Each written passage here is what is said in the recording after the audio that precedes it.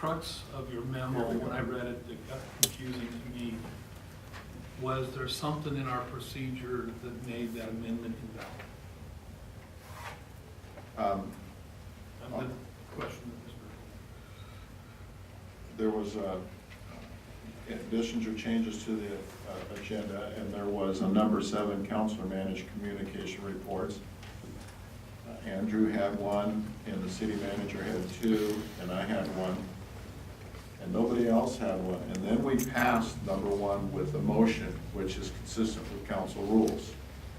And we took a vote, and we passed the agenda. After that time, there was a prepared council rules adoption. It's an action item. It was not noticed at all. Nobody saw it, or at least I didn't see it until it was given to us. There was no notice, public notice to the community that this was an action item. There was no opportunity for public testimony. It was just inserted without any warning whatsoever. However, it was pre-prepared. Specifically, in response to your question, I think that it's accurate to say there's a dispute about that. I haven't had the transcript or anything to be able to review what actually happened, and I haven't really been asked to dig that deeply into it. Given that there's a dispute, my suggestion was that you hear the item, that you have a hearing on it, so that you can clear the air, decide whether you want that provision, or you want to change it, or you want to go back, so that we could eliminate the dispute. The reason being, as I said in the memo, that the purpose of the rules is to have consensus on how to operate. If you've got a dispute as to what the valid rule is or not, it makes it difficult to get everybody to buy into the rules. That was my point. So would it be advisable, we've already got stuff that we've asked staff to work on, a package of proposed rules amendments. At that time, we just, maybe instead of just dealing with the amendments, we re-adopt the whole package as amended, or re-adopt this. That'd be your call, that'd be efficient. I think that's That's a your wise way to decision. do it, since there was a lot of confusion last month. This is in the memo. I'll just read this is your memo, Mr. Ramus. My recollection, the accuracy of which we can check against the record is that we sometimes have used consensus to orally amend the agenda. This is in conflict with council rules. The process used at the last meeting, taking action by motion to change the agenda, is consistent with the rules and should be followed to avoid any confusion. That's what we did at the last meeting, but yet there was an insertion of an extra agenda item after the motion was passed, with no notice to the public whatsoever, and it was a kind of a fast one on council too, those of us that weren't aware of it. Well, we talked about that at previous meetings, and that's why it was prepared. Why did it not get on the agenda?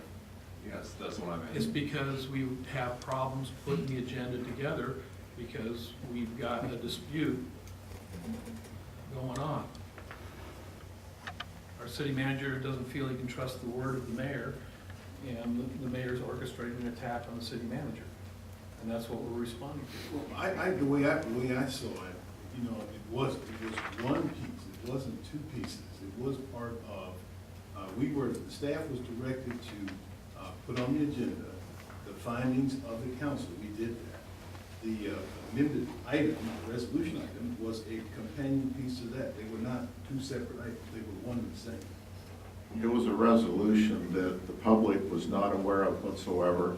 It was a resolution, it was an action taken.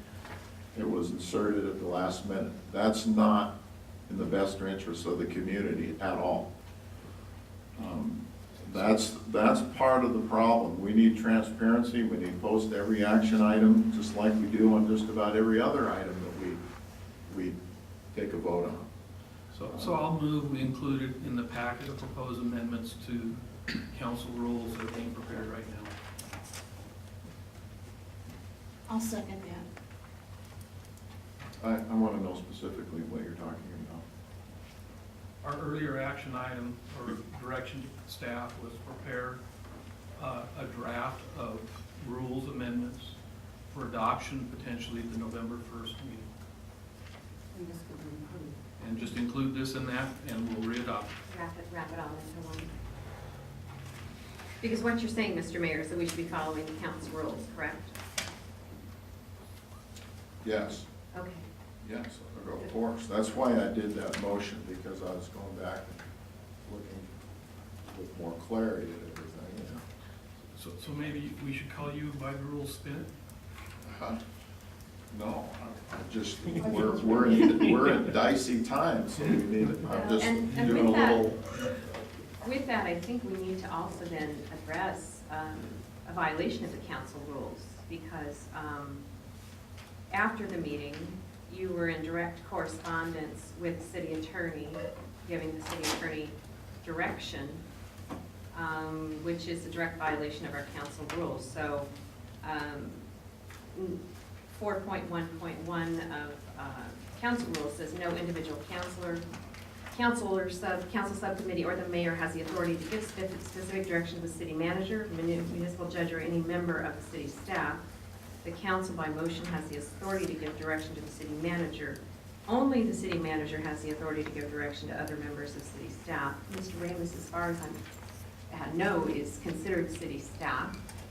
I had a copy of a memo that went out. Could I suggest we move this to other, take that up? But Because that's not part of this item. Well, it is part of it in that we're talking about following the council rules. But So- we've got a motion and a second on the floor. And now we're discussing. You're not discussing the motion and the second that's on the floor. Well, This could maybe be included in that. I'm being packet. by the rules, Randy, again, I know. yeah, it could be included in that, Randy, because this is, I think this is a grave concern to us, that if we all get to pick and choose which rules we want to follow, I see that as a huge problem. It could all be So done as a if we package. need to go through every single council rule again and find out if they all are gonna apply or only some are gonna apply, I need to know that, so I know which ones to follow myself. I want to follow up with this exact subject that you just brought up. Council Rule 4.3.1 does indeed say that individual councilors shall not request advice or information from the city attorney without majority of council approval. However, throughout the council rules, the term councilor is used separately from mayor.